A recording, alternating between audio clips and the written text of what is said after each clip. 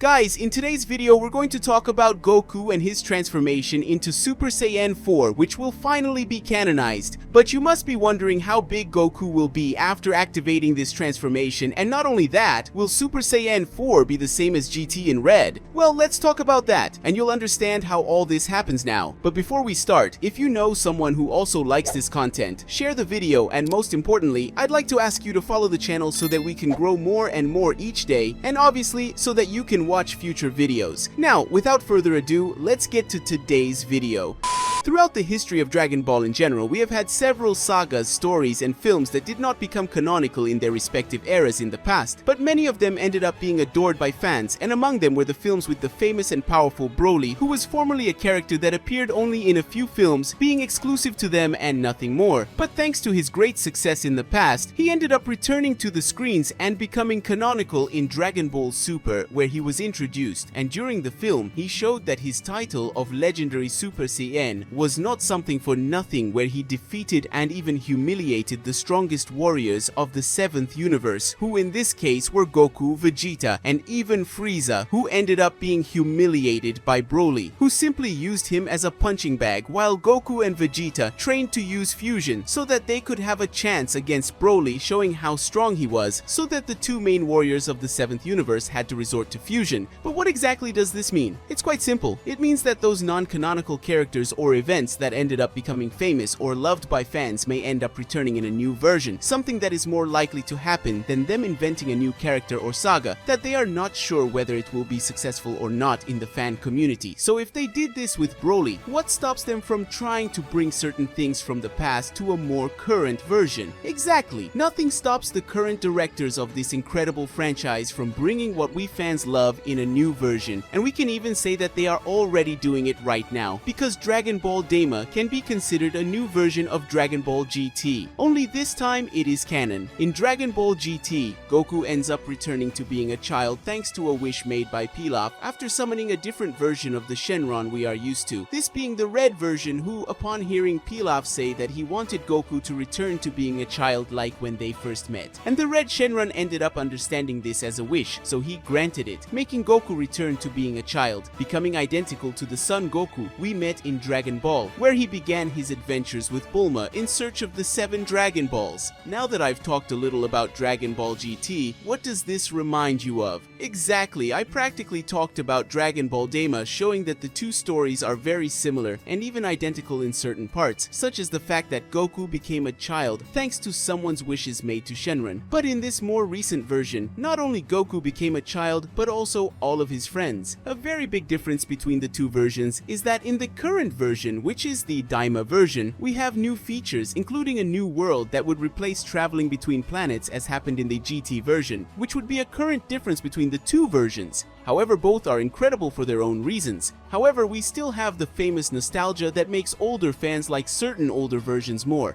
and GT is one of the most beloved, not because of the animation or the story itself, but because of the characters and the transformations that ended up being presented in that version, which are truly incredible and managed to capture the fans' favor. But now you must be wondering why I'm talking about all these details, right? Well guys, I'm saying this because if things continue in this direction, there's a good chance that other things related to Dragon Ball GT will happen in Drago and Ball Daima, and among them is one of the transformations most loved by fans. And this is definitely the most loved non-canonical transformation among all fans. I think you've probably already guessed which transformation I'm referring to, right? Well, for those who still haven't managed to understand which transformation I'm referring to, I'll make it very clear to you. The transformation I'm referring to is precisely Super Saiyan 4. Yes guys, one of the transformations that Goku came to possess over the years was the Super Saiyan 4, which was a transformation that he only acquired during the events of Dragon Ball GT, and that unfortunately was not a canonical story. And as such, the Son Goku that we know and that is canonical would be the one from Dragon Ball Daima, and Dragon Ball Super never got to acquire this transformation that was very loved by the fans. And now that old things are getting new versions, this means that even this transformation could end up becoming canonical, and this will all happen during the events of Dragon Ball Daima. Guys, during the events of the GT saga, Goku was only able to acquire the power of Super Saiyan 4 after returning to being a child, because during this phase of a Saiyan's life, their tails can grow back, and we know that both Goku and Vegeta lost their tails several years ago and therefore would never be able to achieve this power. But during the current events of the Daima saga, we saw that Goku and Vegeta ended up being transformed into children, and this means that if the two spend enough time in their juvenile forms, their tails could end up growing back, and this would give them the opportunity to achieve the power of Super Saiyan 4. But here comes the big question: if Goku managed to transform into Super Saiyan 4 during the events of the Daima saga, why wasn't he able to transform during the beginning of the Super Saga, where he had to face Beerus before being able to transform into the Super Saiyan God? Well, we can see that in the Super Goku saga, he doesn't have a tail, so it could be that during the end of the Daima saga, the tail that had grown ended up being cut off by one of the enemies who realized that his tail was a weak point, and with that, he would have regressed to his child form again, thus losing the power of Super Saiyan 4. It could also be that Goku somehow ended up letting his Saiyan instincts completely dominate him to the point that he transformed without even realizing it. But after using the power of Super Saiyan 4, he may not even remember how he did it, so even if he tried very hard, he wouldn't be able to transform again, because Goku normally doesn't let his Saiyan instincts act. And even if it doesn't seem like it, Goku is a martial artist who is guided only by his will to fight, and this is something normal for martial artists, so it would be a more human instinct, so to speak. Now the big question that everyone wants to know: if Super Saiyan 4 really appears, what would it be like?